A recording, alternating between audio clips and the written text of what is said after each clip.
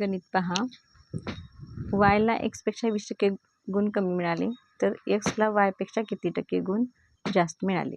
तर या ठिकाणी कमी म्हटलेलं आहे म्हणून काय करायचं, छेदात काय करायचं, टक्के वजा करायचे. 100 वजा 20. 100 वजा 20. तर बघा टक्के 100 गुणिले टक्के छेद 100 वजा टक्के असे याचं सूत्र आहे. तर ह्या कमी ह्या शब्दावरून हे ठरवायचं असतं, कारण कमी मिळालेत म्हटलेत म्हणून काय करायचं, तर छेदस्थानी काय करायचे, ते टक्के वजा करायचे. आता 100 गुणिले 20 होणार पहा 2000. 100 वजा 20 होणार 80.